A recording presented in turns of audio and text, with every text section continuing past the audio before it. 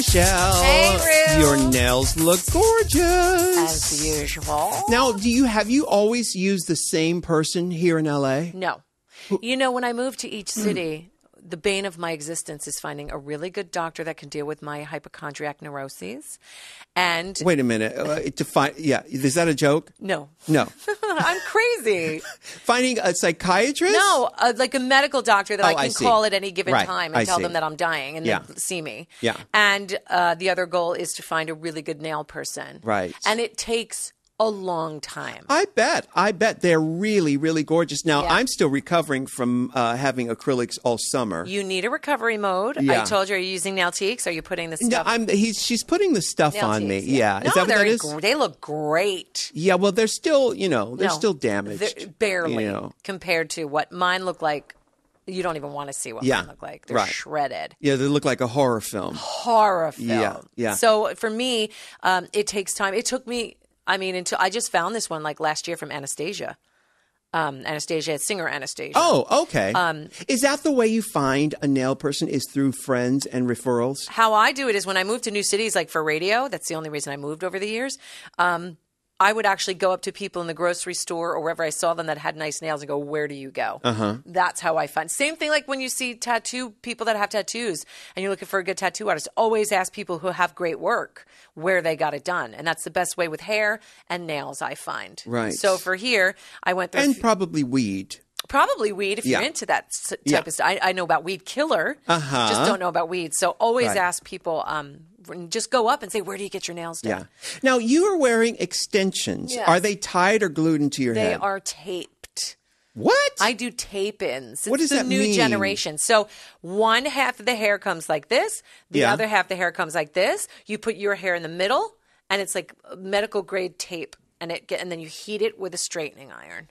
Why? No, isn't that putting a lot of stress on your own natural It hair? can for some people, but for the most people, they find this is the easiest way. Like I can't do those individual little bead Yeah. things because they rip my hair out. My hair is very fine. Just down and out of the shower, it's pretty. yeah. When I put it up, they go really flat against your head, so you can't even clock them. Right. And that's what works best for me when I tour all the time. Right. Because you went to Europe, you were in Scotland, you went on the tour of the boat. The Alan Chuck cruise, the Drag Stars at Sea. Which took you where? I saw pictures of Alaska overlooking Prague, maybe? No, Nope. not even close. Nope. Spain and Portugal, but okay.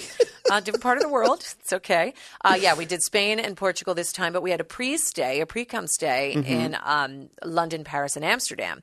And what I love about the Euro No, you said that very cruise, fast. London, Paris, Amsterdam. I've heard of those places. But after we wrapped Drag Race, I went right over to London to work on Celebrity Big Brother bit on the side. Right. So I did that for 2.5 weeks, and then I met my family in Amsterdam, and my husband and my girls, and then we did the whole thing together, which is why I love the Euro cruise because it's very small. Right. I think they limit it to 200, so it's a really tight knit group. The girls are chill, the people are chill, and we have a great time. And I get to bring my husband and my daughters, I see. and it's a great learning experience for them as well. Had your kids been to Europe before? No. First time. First time. And what did they think? Loved it. Really loved. I thought Amsterdam or London would be the hot spot for them, but Lily fell in love with Paris. Of course, darling. Yes. And Spain, where she got to speak Spanish. She's very good at it. And Lola just kind of loved it all. She's kind of a true blue American and really loves America. But Lily, I know I'm going to lose Lily to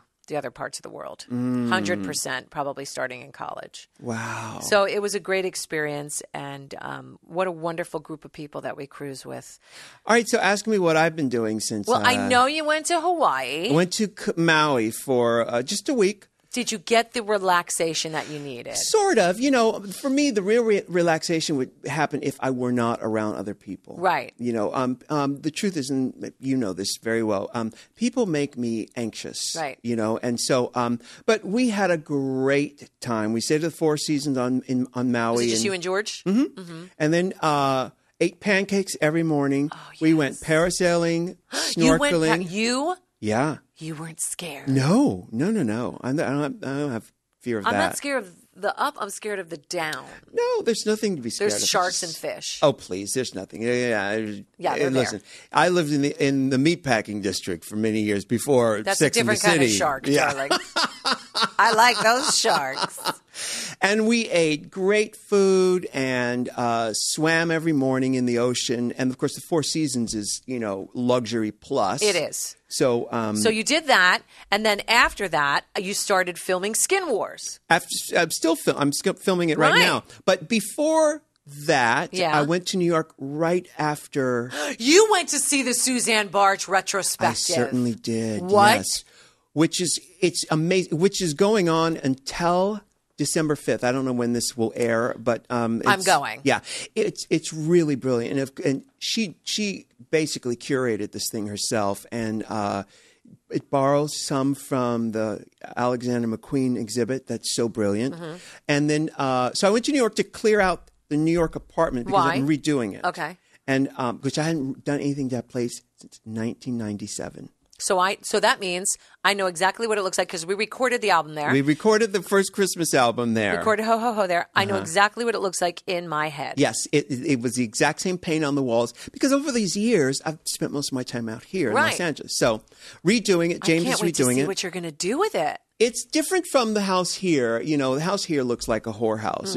It's like a Not just a whorehouse, a Russian whorehouse. a Russian whorehouse with colors and animal prints and different textures and wallpaper and paint. It's and this. my wet dream, to be honest. Yeah, I love it. But that's going to be more subdued in New York because Okay. all of that mishigas is outside in the streets of New York. Correct. So coming into the house, I want it to be Peaceful calm and serene. More like a Zen retreat. Exactly. Love that. So that's what I'm doing. It'll be done by January. So you went to New York. Carson told me you met up with him at the Suzanne Barch and then Yes. you went to something where I am so jealous. Yes. Talk about it. Well, before I mention that, though, I did meet Carson at the Suzanne Barch thing, but I also met someone there who, believe it or not, I had never met her before. Who? I met Diane Brill there. You had never. Listen, Wait a minute. I had been in clubs with her. I'd seen her from across the room 100 times. Well, me too. I don't think I've ever but I never had I never spoke to her because she was on this whole other level. She was, girl. Back then. Yeah. She was the it girl Yeah. of the from the mid 80s in New York club life. Still looks gorgeous. Still looks gorgeous. She was the it girl for about 5 years Yep. in New York. Yep. Like the one. And then I think Julie Jules took that. She after tried to, her. but that sort of idea had seen its day. It did. Probably by 89, it had seen its day. Yeah, that sounds right. Yeah. Because she was right before Seduction took off, and Seduction Yes. started in 1989. Right. And Diane Brill, now, of course, she has this skincare line. You could go And to, makeup. And makeup. Yeah. You can go to DianeBrill.com. It's spelled DIANNE. E. Correct. Brill. And she was lovely, lovely. But Carson said, well, come on down to the Soho Tribeca Grand, or whatever it's called, Tribeca Grand. Yeah. Because they're having a Carol Burnett screening, and she's going to be there. They screened lost episodes of her television show, which are now being released on DVD. I mean, you had me at Come On Down, but then you had Carol Burnett in there. What was that like for you? It was amazing. I'd met her once before, and during the Q&A, which Andre Leon Talley, did I say it correctly? Yes. He was the moderator, and of course I had to ask her a question. Yeah. And she said, oh, hey, Rue, yada, yada. But I was sitting next to Pat Cleveland, and in the audience was Kristen Chenoweth, who I just had a conversation with. Rub it in again. Go ahead. Weeks prior, and she was telling me about her weekend with Carol Burnett up in Santa Barbara when I saw her before. Yes. And then Phil Donahue was there, who What? I didn't get to Was talk Marlo to. there? She wasn't there.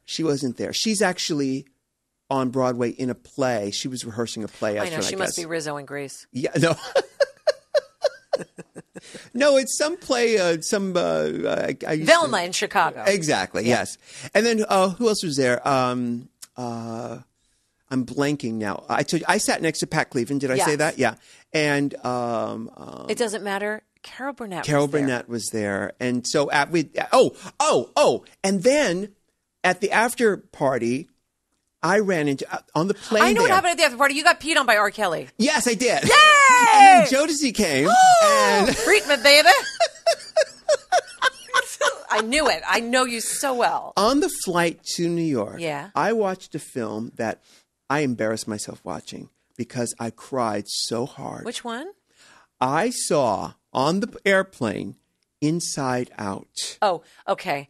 One of the best movies to come out in the past 10 years. Michelle, is the most important film I agree. of the year. I agree. The most important film of the year. Agree. The woman next to me said after I finished, she said, "Would you like a piece of candy?"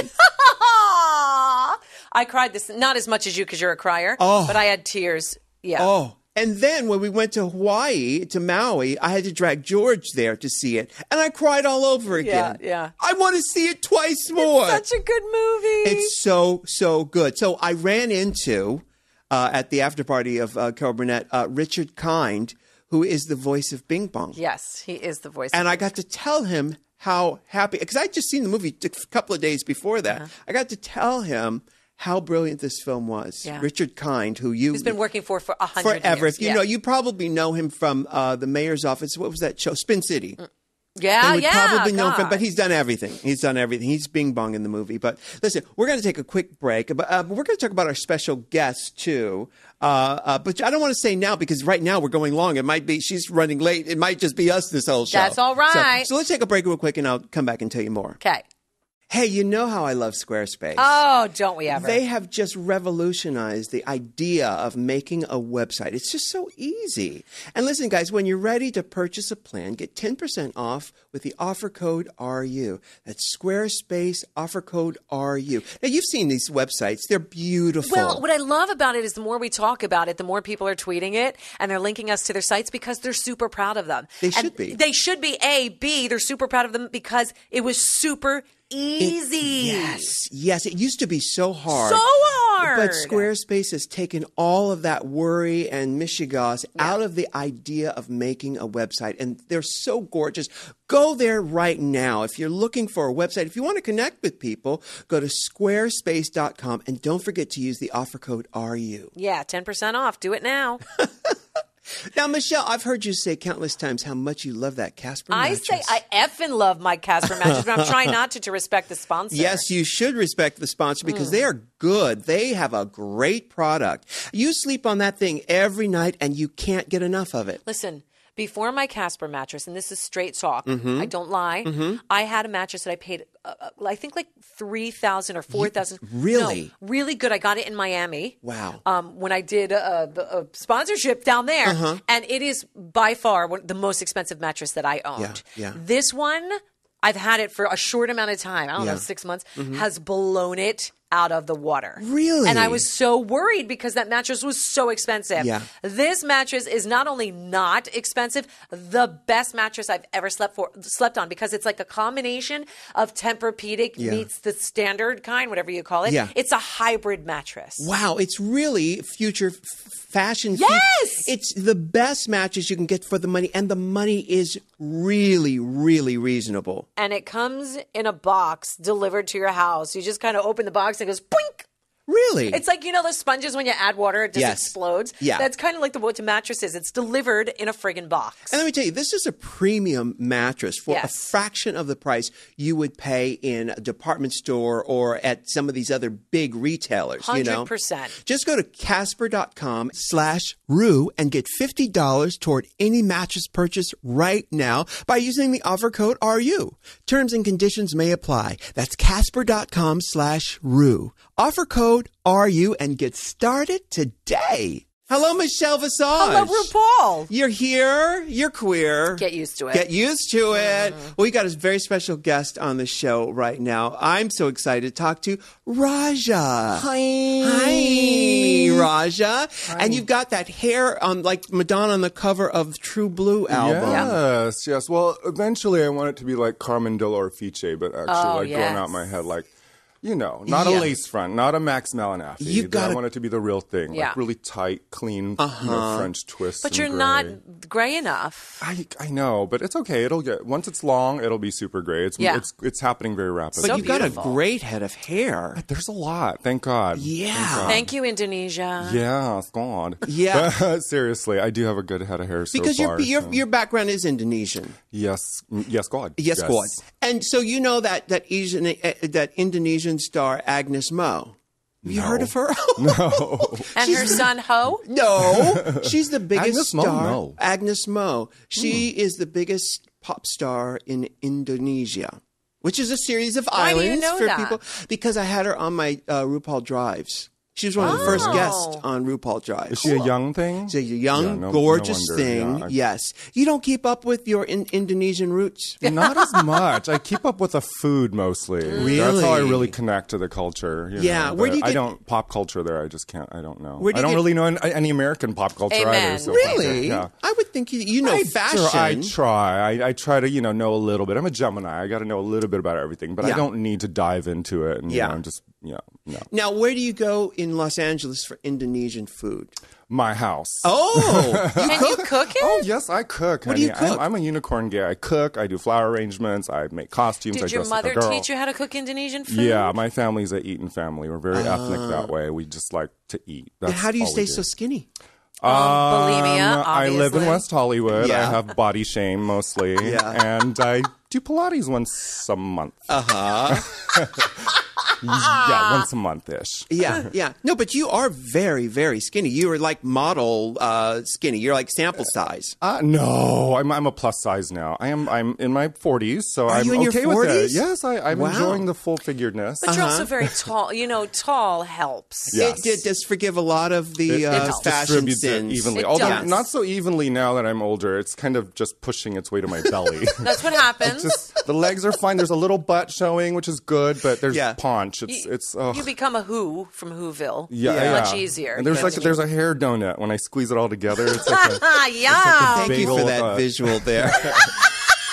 Yeah. So Drawja, to me, no disrespect to Tyra and BB, is the original Well, you say winner. that because that's when you got on the show. Yes, that's true. That has nothing to do with it, that's RuPaul. sweet. The whole history of RuPaul's Drag Race started in season with 3. Michelle, What? Yeah.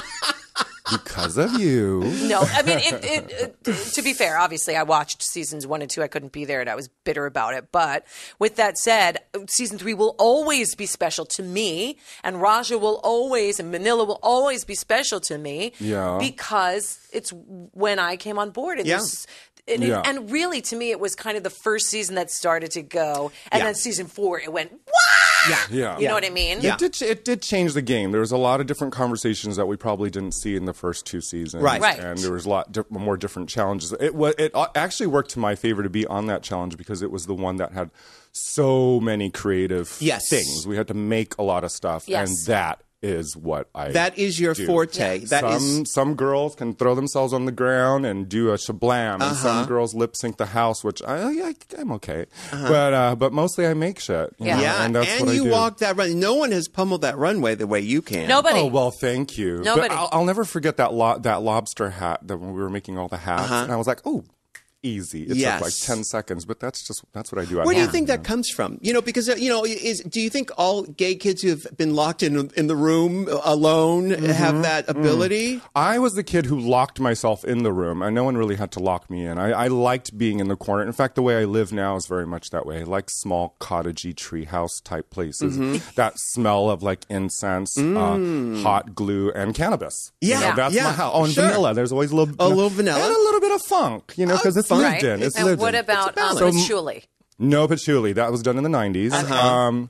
But as a kid, I loved having corners, and I played with a lot of blankets and dish towels and pillowcases and just made costumes, and I never really wanted to play with the other kids, Yeah.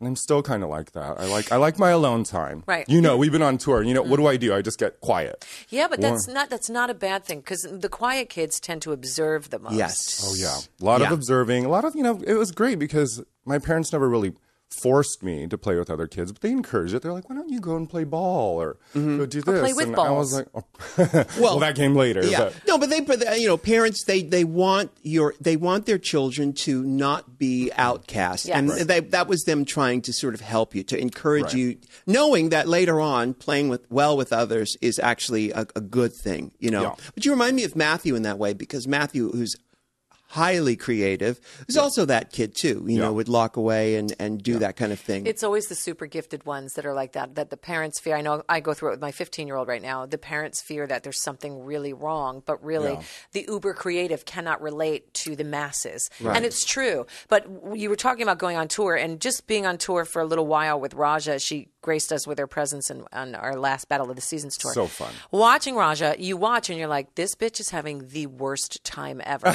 And then at the end of the tour, she's literally in tears and saying this changed my life. And I'm like, really? Because you look like you hated this. Wait, explain this to me. But it's different, and it's the way I'm going to let you explain, but what I observed was like, I'm not sure that Raj is happy, but I think creative kids have a different way of... Yeah. How many dates did you do, Raja? 15, which was plenty. 50, I don't know how some of... Over like how Sharon was there the entire time, and I like my quiet time. I don't do long tours very well. And you guys this was all on a bus?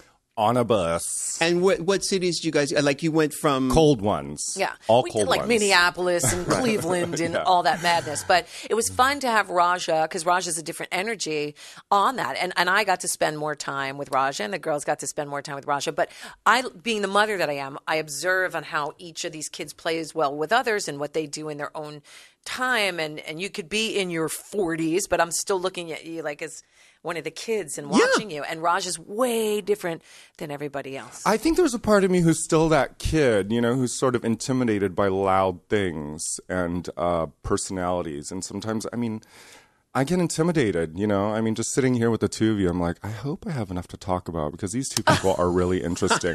But, being in a bus for days with people like, Jinx, who just at any given fucking moment just starts shouting things. And Sharon, who's always got a wisecrack. And I just kind of like sit there and really I'm learning. I'm just learning at how bigger personalities do it because I'm actually quite shy. Yeah, I just pretend to be, Who are your buddies on tour? Who are the people you go and say, hey, let's have a cup of coffee? Manila. There were times when we had to share rooms with each other. Did you know each other before season 3? No. Really? No, not at all. We met on the season. Oh, that's right. She was a New York queen at the time. Right. And it's been 4 years now. So our friendship has certainly grown, and we've been very supportive of each other's ideas. We sit together and drop.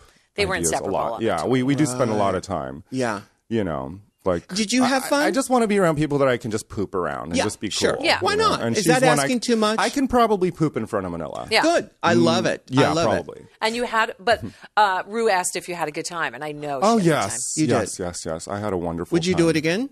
Oh, absolutely. Yeah. I learned so much because a lot of there was only 2 of us who really lip synced on the show. Really? And everybody else did live stuff, and I've never really. Is that a good thing? Yeah, well, I'll tell you why. Let me interject there. I thought it was. I think it's a good thing that we perform live because on the show, you only get to see an eighth of the talent that these kids have. So when people come and they spend their $40, they want their money's worth so they can really see full out the talent that they have. But these kids that do lip sync, and there are a few, 2, 3 at the most, still keep the art of drag alive with that. So there's an element of everything. There's duos and trios and lip syncing and juggling and fire eating and ball swallowing. There's everything going on. Right. So yes, it and is. I didn't know that's what it was going to be. I just thought it was just going to be another show that we do at the club, just a quick lip sync. So when I got there, I was like, oh, well, everyone else is doing live stuff, so let me just do this lip sync really good. But if I were given the opportunity next time, I would probably be more prepared. And be because you have music out. I know you have that gorgeous video that was that I couldn't stop posting. Cholita. Cholita. Oh, Cholita. Cholita. Did you do that on tour? I did not because the song wasn't done yet at the time, and the song was actually done, but I didn't have a visual for it, and no one had really heard it, and I needed the visual to come out first because I think I do the music now to be a background for something visual. Right. Do you know what I You're mean? a visual artist. Yeah. So I had a very low budget on that, and I didn't know the video director very well. I knew him as a friend, but it was only his second video that he'd ever done. Who directed it? His name is Abel. What the fuck is Abel's last name? You mean Abel from Tim and Abel? No. Abel from Cain and Abel. Cain and Abel. I've read about them in the Bible. Because we're friends. Yes, I know them well. You're the same age, right? Yeah.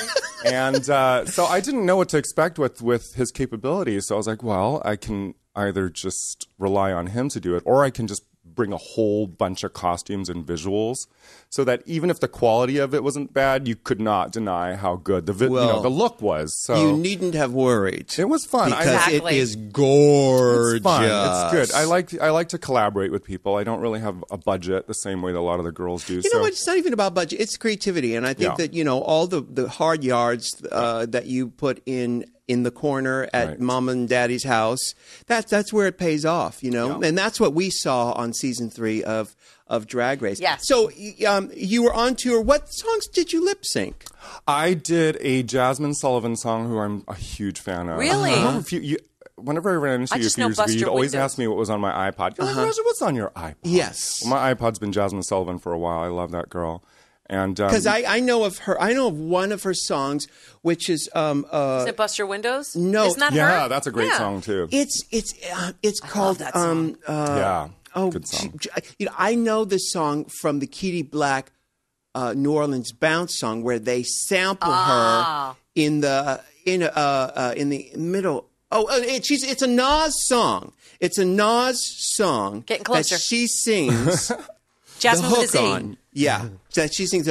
So what Jasmine Sullivan? I did Stanley, which the album was still new for her at the time, so it did bring some attention to her new album. So I love that song. I love and that as an album. artist, we're always eternally grateful when drag queens perform our music. In fact, I can't really hear the song until a drag queen does it. Amen. Go, I know what this is about. Yes. And so you did Stanley? And Manila and I did a duet. We did Baby Metal. It was so... Can I tell you how good it was? It was like K-pop or something, right? It's actually Japanese. Oh, it's Japanese. It's like this death metal Harajuku goth girl group. And they dressed up like that. And I literally bought the song because I'd never heard it. It's a funny song. Because I think I saw a GIF online this morning of Drawja with a fan blowing and hair and this big like cape and there's a fan blowing underneath. Is that what that was? Brazil. Oh, that was in Brazil. Yeah. Was that number? No, that was a different number. About chocolate? I think it's called Gimme Chocolate. Yes. By Baby Metal. Baby Metal, Gimme Chocolate. You would love it, actually. I would. Yeah. It sounds right. I know you love death metal. I actually have death metal tattooed on my rump. On your ass. I certainly do, because your ass is mint. It's more of a way of life for me, actually. When you really break it down. So you did this tour and Manila and all that. Now, so what have you done? And we're going to go to a break in a minute, but I want to get into what your life has been like post being crowned America's Next Drag Superstar. I can't wait to talk about this. Oh, look how cute she's showing me a picture of dressed up in the anime for that song. That is so gorgeous. Good. And these giant fake cell phones that they'd use. It was super cute. So you did that in like 15 cities around the U.S. Yes, we did, actually. And you've traveled all over the world. I have. Wow. I thought about that this morning because America's Next Top Model is done. Yes. Can you imagine? I 22 seasons. So can we just say it's been a good fucking run? Yeah. Really, seriously. I mean, they beat that dead horse. Yeah. And kept beating it. Why do you think they're stopping? I think that dead horse has been beaten. Yeah. You can't glue a unicorn horn on a dead horse. Do you still watch the show? I haven't watched it since I ended my season on there, which was 12. Right. And I just got busy with my own life. And frankly, I can't watch that much reality TV anymore. Yeah. No, I hear you. So now Drawja is here. I want to talk to Drawja about what her life has been like since she won America's Next Drag Superstar on RuPaul's Drag Race. After this break, we'll be right back. Great. Yeah. Hey, we're here talking about Casper mattresses because Casper Van Dien? Yeah, well, no, the mattresses, because they're so fabulous. They're this online retailer of premium mattresses for a fraction of the price. Now, the mattress industry has forced consumers into paying notoriously high markups. And they get more expensive every year. They really do. Yeah. Well, Casper's not a fan of that business model, and neither am I. Yeah. Casper is revolutionizing the mattress industry by cutting the cost and dealing with resellers and showrooms and passing the savings on to you. Now, Michelle, I know you have one of these mattresses. I have one. I love one. I have the king size. Honestly, my husband's like, really? We're changing the mattress? Because he had no idea. I didn't know what to expect. Yeah. I am blown away. I will never sleep on anything else. Really? So, I can't even tell you, thousands cheaper than what you would pay for like a high-end mattress. And what's so great about them is I was really like considering going Tempur-Pedic, and I remember the salesperson when I bought my really expensive one down in Miami was saying the difference between Tempur-Pedic is you sleep in the mattress, not on the mattress. And I was like, I don't know. Here's the thing about Casper. They're a new hybrid mattress that combines the premium latex foam with memory foam. So they're kind of the perfect amalgamation, the perfect mixture of all of those worlds in one mattress. The right amount of sink and the right amount of bounce. It's just, I love the fact that we have a sponsor that you're really, really in love with like this. But I will say, on behalf of you and I, we're not going to talk about anything. We don't believe it on this show. This is why this is not a terrestrial radio show. This is our show on our podcast, and we only support the people that we believe in. Exactly. The sponsors that we love. That's right. Listen, you can try sleeping on a Casper for 100 days with free delivery and painless returns. It's like Rip Van Winkle. That's 100% risk-free. So what are you waiting for? And get $50 towards any mattress purchase right now by visiting Casper.com/RU. Yes. Terms and conditions may apply. That's Casper.com/RU. Offer code RU and get started today. Get started today. I promise you guys, you have my word. You won't regret it. Okay, we are back. Michelle's just showing us these gorgeous glasses. Dr. Peepers. That's the name of the brand. And they are $3. You went online to look for them for $3. So where did you go online to find them? Well, I searched the brand because when the person I saw wearing them, I was like, what are these? I never heard of Dr. Peepers. And I thought maybe it was like a weird kind of boutique. No, they were just cheap, like be a 1950s girl and get them. And like $3. $3. I'm making them into prescription glasses. Now, wait a minute, Doctor. So if I Google Dr. Peepers, I guess that's P-E-E-P-E-R-S, like a play on Dr. Pepper. Dr. Peepers, you're going to get a whole bunch of different crazy costume glasses. Yeah, it's a costume place. Yeah. No, I would have to have like 10 of these. So help the listeners out. How do they get these glasses? Go to Dr. Peepers or and Google, because they didn't even have a website. So I went on eBay and I put in Dr. Peepers sunglasses. These are the pink leopard print ones. They are so epic. $3. I'm going to make them into prescription Why do you think glasses. they're so cheap? Because they're meant to be. But if you feel them, they're pretty substantial for a costume. No, they cheap are. They glass. look very substantial. Right. So they'd be like LAI Works, like that kind of funky glass. Wow. So I bought them and I'm going to make them into prescription glasses, and nobody knows that I'm that cheap. Now, Raja walked in with some gorgeous glasses. Now, you said these were from where? I don't know the name of the place. It was this co-op downtown in downtown LA. You know, downtown is booming now. It's got a huge art scene. Yeah, I'm down there all the time. DTLA. Lots of good places for hipsters to shop. You know, pretty good prices, and I found these at a co-op in the Arts District. Gorgeous. They're a different take on aviator glasses. They're very flat. They're not rounded.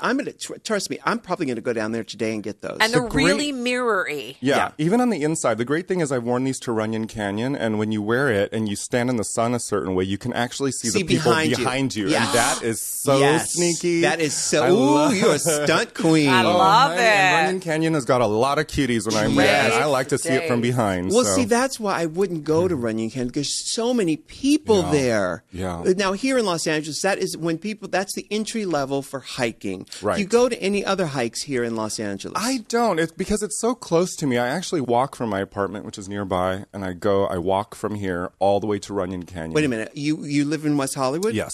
And you walk to Runyon? I do. How long That's does why it take she's skinny. How It's long not does it that take you to get long. to the base of Runyon? Well, I mean, for emus and giraffes like us, it takes seconds. You know, our legs, like for stumpy little trolls like one me. One step goes half a block. You know, it's not an issue. So I just do it. I feel like if I'm going to work out and I'm going to put the time into it, why drive to it? You know, I agree. Yeah. And then there's Fryman if you don't want to do Runyon. Yeah, Fryman, or where I go in the morning Aretha is Franklin. Aretha Franklin Canyon at 6:30 in the morning is brilliant, but it's getting darker earlier now, or whatever that means. And then so I end up going at 7 in the wintertime. But so you're hiking and biking and buying sunglasses downtown Los Angeles. I live a very, very fulfilling and enchanted West Hollywood life. Yes, I do. No, that's fabulous. I have no shame in it. I No, I you go shouldn't. hikes. I buy sunglasses. That's what I do. So now tell me about your life post. What did you do that first year after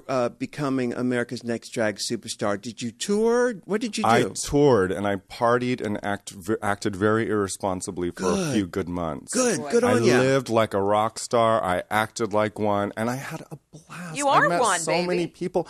I fucked all kinds of people on the road. It was fabulous. Walk us through every inch of it. Oh, I mean, every will. step of that. But wait a minute. So, but you weren't on the fun. Bots tour. That was No, before that was happened. that was when Absolute was still involved. They gave us 10 cities that There were was an part of that. Absolute tour, remember? Right. That was still part of the prize. Was you won 10 cities, paid gigs. Yes. And so you went to these 10 cities and you partied took us off. Along with all the other gigs that were happening, suddenly there was this popularity. And, I'd been doing drag for almost 20 years at that time and never had any drag queen just gone and lip synced and made money, that amount of money. Right.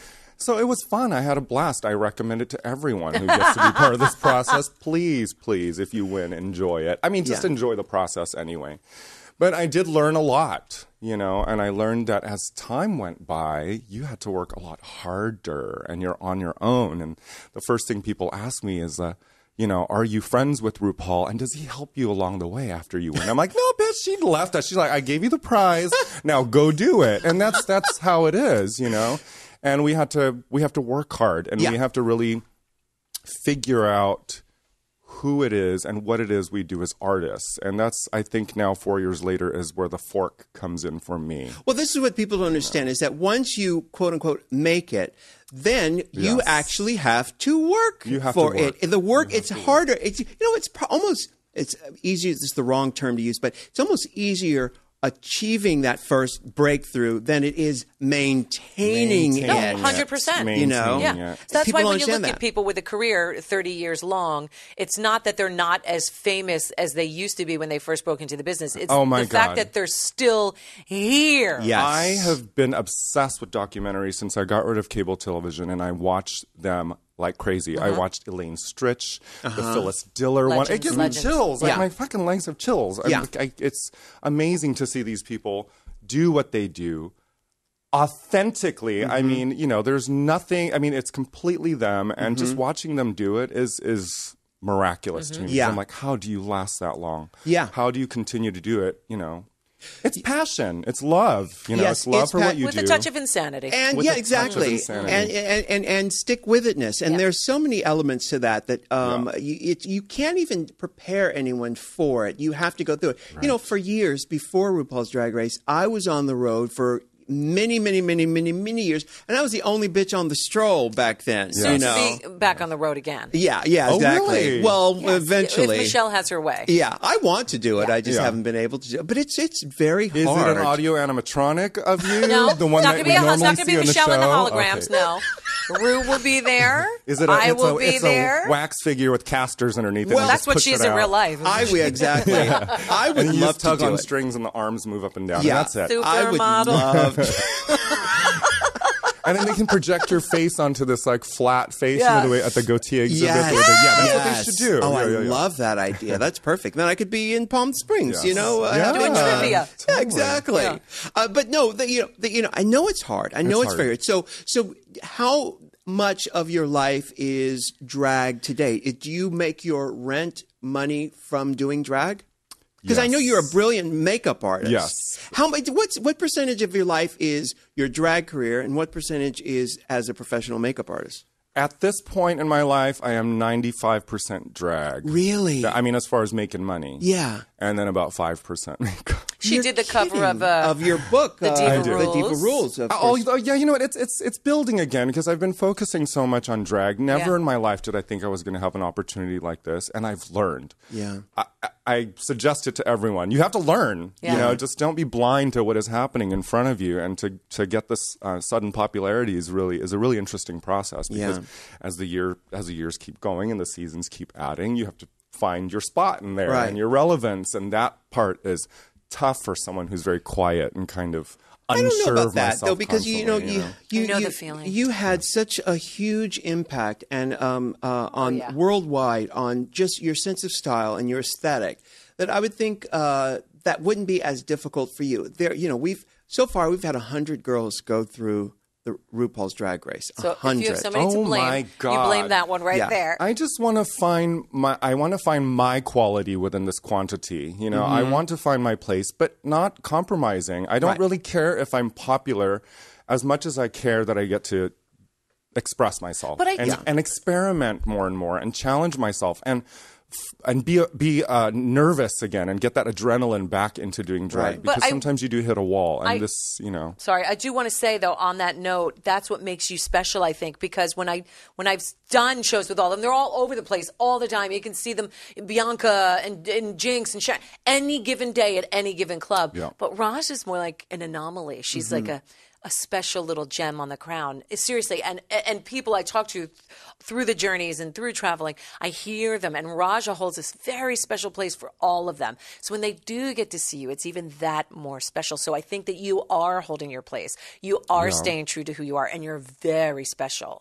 The experimentation is the part that I'm excited and terrified about. Like, I want to incorporate more live performance because all of the girls that I looked up to, you know, I didn't have a Violet Chachki or a Miss Fame or any of these characters that were in television. My idols and heroes in drag were live performers. Right. Joey Arias, Sherry Vine, Raveno, yourself, now Lady Bunny, you know, and these are people that have now become a part of my life. They are no longer just my idols, but we're colleagues and friends, you know, and that really excites me because I'm like, ooh, you know, I've been watching all of these people do their work for so long, and I want to try it, you know? Yeah. And that's the terrifying part. And that's the part that I like. So I want that back. And that's what I'm working on. Right. You know, I want to do it. So now, see, when you go out and perform, do you perform your own music? I do sometimes, but I you know, you have to gauge it according to the nightclub. You know, you kind of go to see who else is performing with you. Ooh, that kombucha and coffee is doing something to me. It's gurgling. Okay.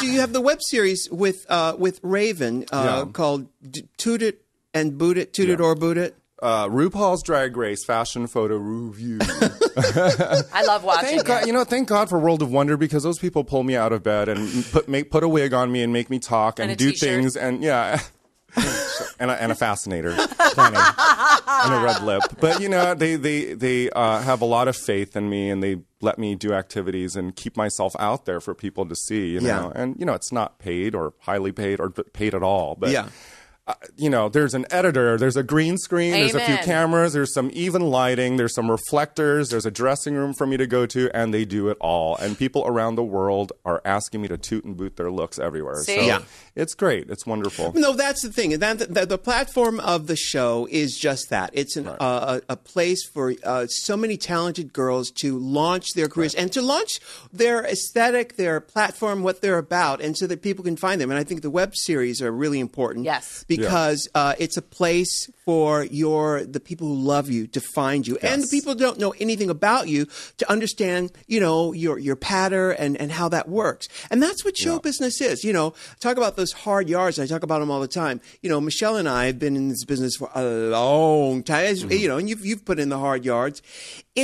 Someone turns 18 every single day, and they may not have heard about you. So you've got to get out there and you've got to hustle. Yeah. That's why there are 100 girls who've come through our show, and some of them are not on the tip of my tongue. Well, I can always think, the Raja, and there's Sharon, you know. But so you have to keep that pilot light on. Yep. A lot of people just fall the wayside because they don't know how to work it. You know. But I don't want to beat myself up if the direction and journey of my life isn't always filled with popularity. I don't want to feel disappointed and as a failure. If I find comfort in a little bit of solitude and quietness and being able to express my art in that way, that sounds great. On that Phyllis Diller documentary, I saw she said that the most valuable thing she has, the most expensive thing she has, is silence. I love that. In this day and age, it was so profound to me that it threw me up against the wall. I was like, I mean, you just said it all. This is we're being inundated by just stuff, and I understood that. I was like,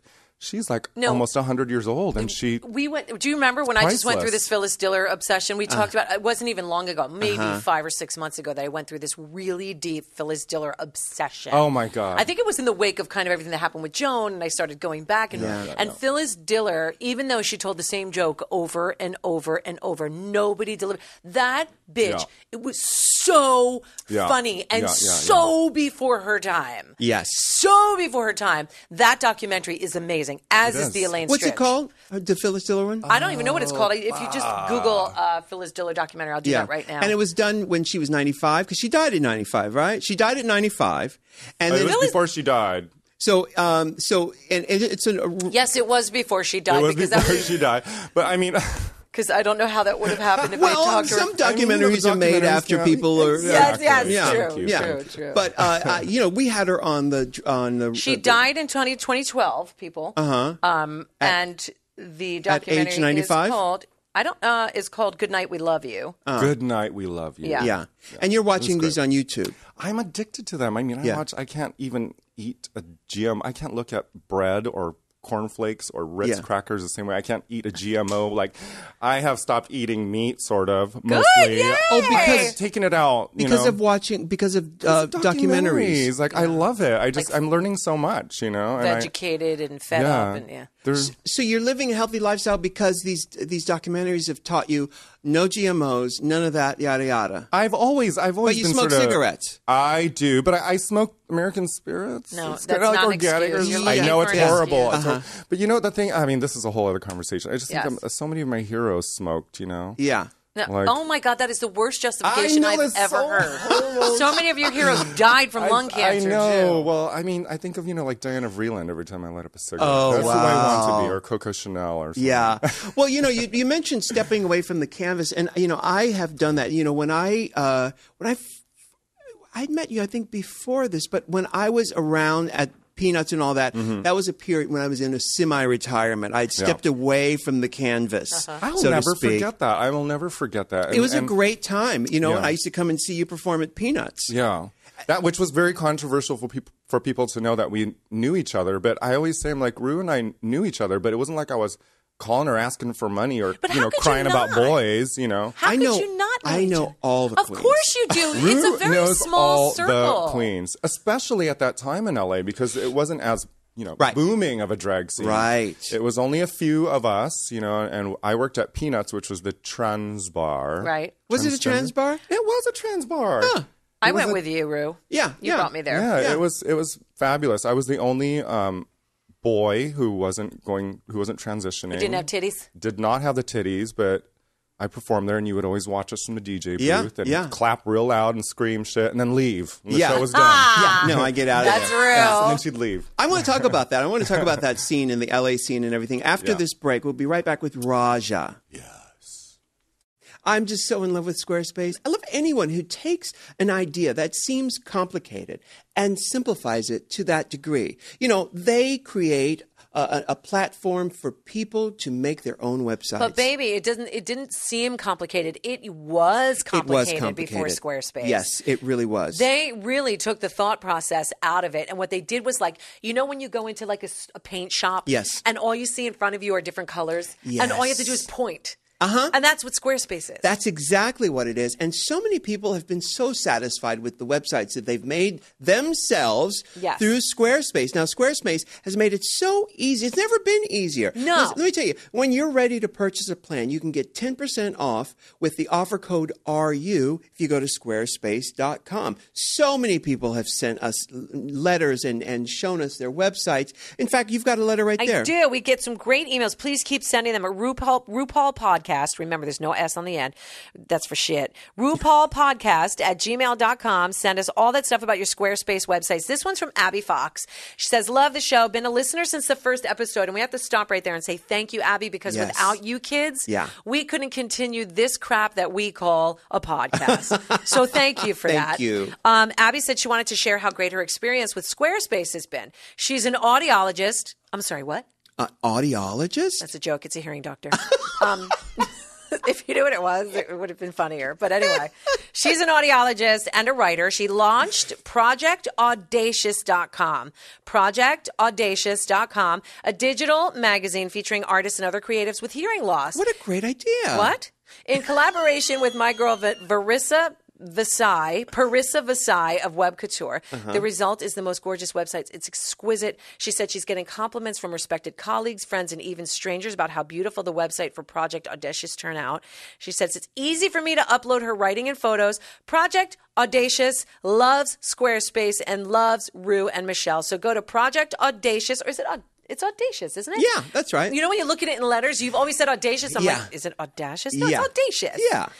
Thank you, Abby, so much for checking out Squarespace and for sharing your great project audacious.com with us. I love that. You know what I really love is that she's being of service to her community and to her and of what she does and knows best. Yeah. This website is gorgeous. Helen Keller would have been so proud. So proud. And it helps a lot of people. I mean, it's really entertaining. Now, if you want to do the same, I don't know what business or where your interests lie, but if you want to make a gorgeous website without all of the confusion, go to squarespace.com.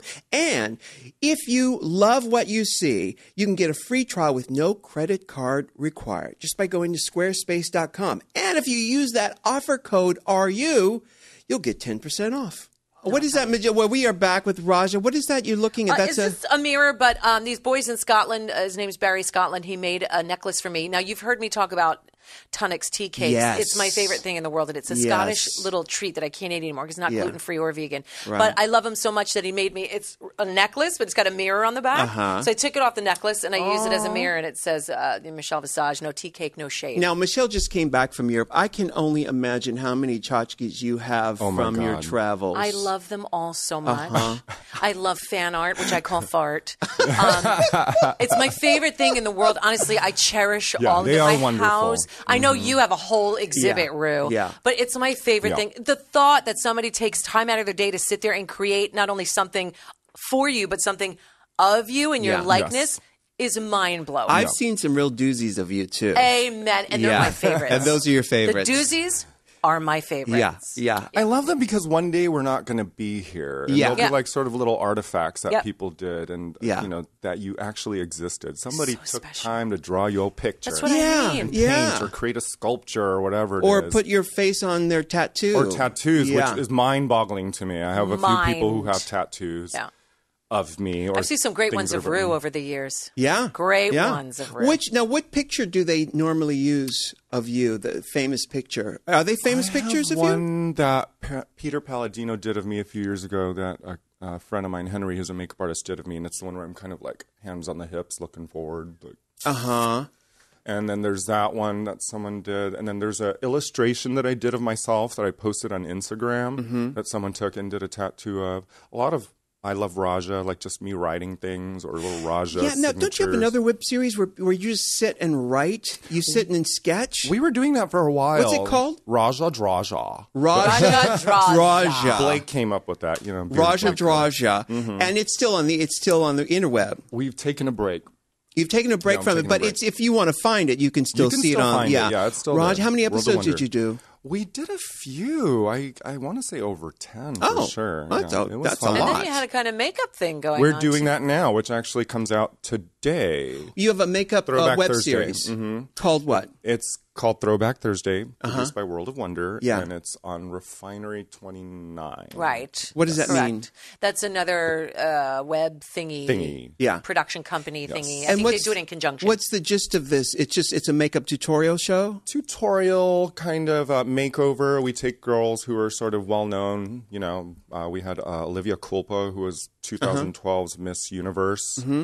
And we made her into Farrah Fawcett. You did one with Kat Graham, I think, right? Well, that was my own series before that. But it's the same idea, wasn't it? Same idea. And it's just us kind of talking and kind of taking these girls who wouldn't normally wear these looks. We did another girl as Diana Ross, which is one out today. I forgot her name. Anyway, Hey, Diana Ross. it's on my phone somewhere. Yeah. It's so funny because the young starlets you see out there, you would think that they'd be smart enough to take on these looks and to differentiate themselves. I mean, Dita Von Teese was always been so smart with her look by differentiating herself from any other sort of starlet. Sticking with it. And sticking with it.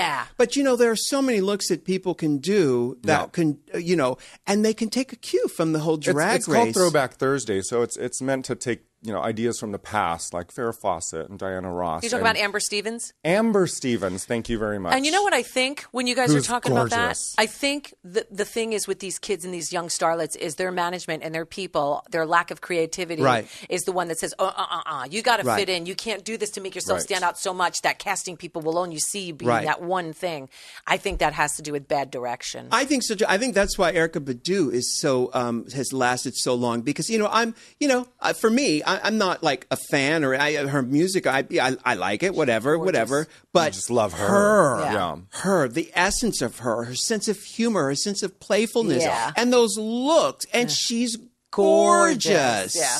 And that's why so much pop culture is boring. Is that most people don't do that thing. And I think with Drawja also, I don't think you ever have to worry about. Sort of fading away into because you've put such a dent in the drag culture in the 21st century. I take so much example from people like Erykah Badu and Khalees and MIA who produce amazing music that goes unheard sometimes because they are not the exact popular Taylor Swift kind of people, but they are doing their art and they just keep doing it and doing it and doing it and they're just themselves, Yeah, but and I love that. You also have to understand too that the consumer for music like this is usually someone who is 11 to 25 years old, and that changes constantly. So if you're in that demographic, if you're in those margins, people are moving out of it, and new people are moving into those margins constantly. So doing web series, keeping yourself out there is the way to stay, and they say, I hate this term, but stay relevant. Doesn't mean, and it really has nothing to do with who you are as an artist. It's everything to do with who you are as a business person. What do you have to sell? What do you have to sell that you could sell to these people, that they've never seen before? That's the fashion industry. That's the music industry. They've never heard of bell bottoms before. So when someone reintroduces bell bottoms, they're like, wow, whoa, what is that? Yeah. Well, when I was making the Olivia Culpo over as Farrah Fawcett, you had to have the Farrah hair. Yes. And when she was doing her, just her interview, her alone, she kept referring to the hair as a flip. Right. And I was like, that's not a flip. Feather, It's a feather, girl. And I wanted to stop her. And, it's not a flip. A flip is 1960s. It's that Coco Perusi light hair that goes from underneath. It's Marlo Thomas and that girl. It was driving me crazy. And did you stop her? Did you say, hey? I did later. I didn't correct her directly. But when it was time for my interview and she was watching, I was like, yes, the feathered hair. Right. Yeah. Well, who did you learn this stuff from? Did you get it sitting in the corner at home reading fashion magazines, or did you have a mentor? I learned it mostly on my own because I think there's that breed of gay kid who is now missing somehow. The unicorn gay, like, the one that does the flower arrangements, the one that draws, the one that cooks. I'll tell you why they're missing after you finish your story. Mm-hmm.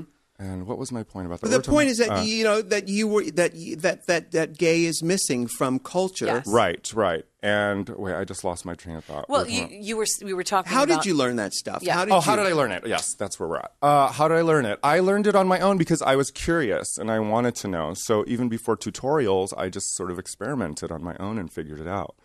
Because I had sisters. You're from behind the orange curtain. Sort of. I went to college there and lived there for a while, but I'm actually from La Puente, which is the hood.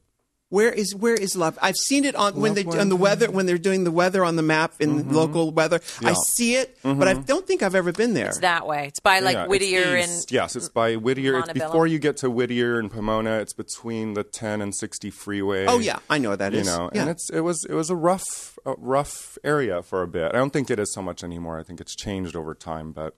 The roughest part is trying to pronounce La Puente. La Puente, which means the bridge. The bridge. Mm-hmm. Oh, I like that. But I just, I learned. I figured it out, trial and error. Your sisters were your mentors?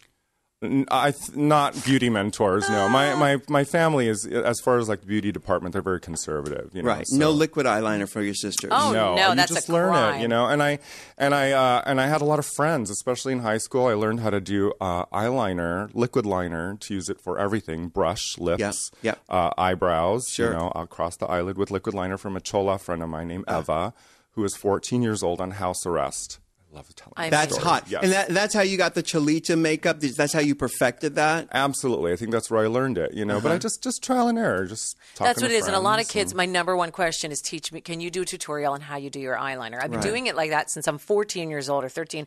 My mother had liquid liner that she never used. Arlene never wore liquid liner. It was in her makeup.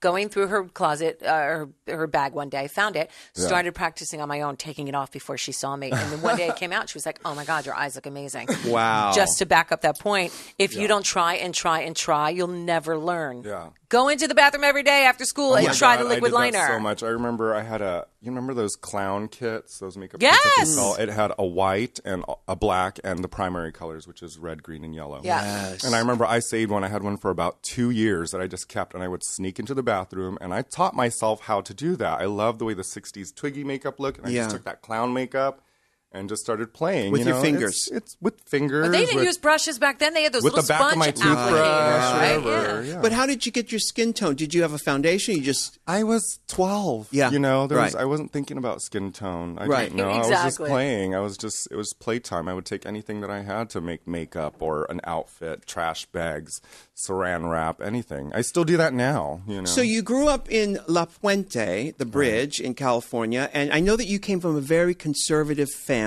Your family were evangelics or Evangelical? Yeah, something like Were that. they really? Not evangelical, no. That's Pentecostal. Kirk Cameron. My family are non-denominational Christians. They're pretty charismatic for Christians, but I think it's evolved over time, their Christianity. When I first remember going to church with my family here in the U.S., I remember they used to speak in tongues there, and I'd never seen that before. And I remember just giggling Are you serious? and laughing. Yeah, they were speaking in tongues. So my family went through that moment. Then that didn't work. Yeah. And then they found a Dutch Indonesian church where my father eventually became assistant pastor at. So when we moved to the States, he went to seminary.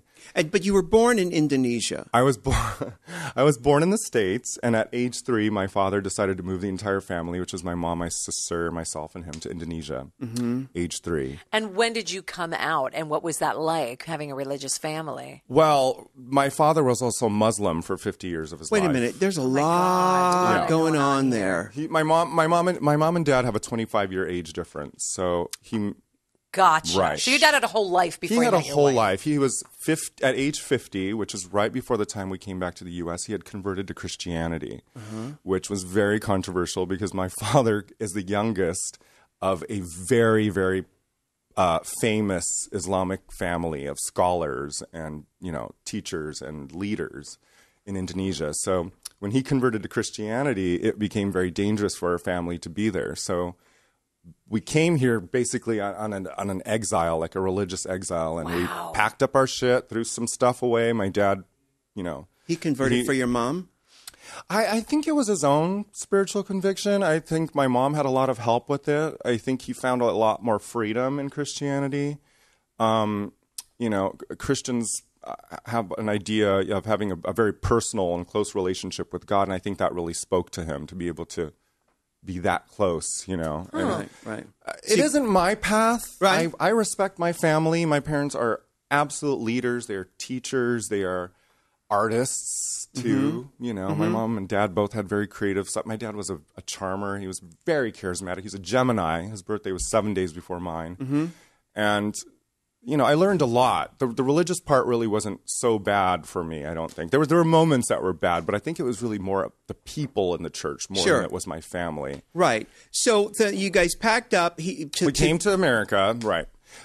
So my dad, when we came back to the States, my father started going to seminary, and he finished. He had a master's or whatever it is. My goodness. So my father was a minister, and I went to church 3 times a week through my teens, Bible study, youth group, Sunday school, all of it.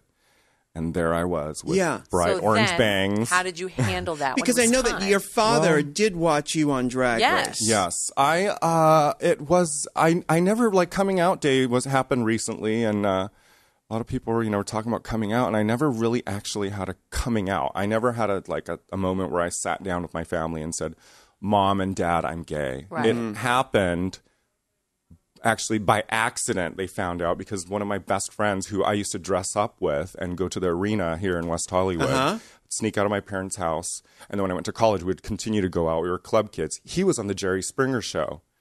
And he mentioned my name while my parents were watching. Oh, my goodness.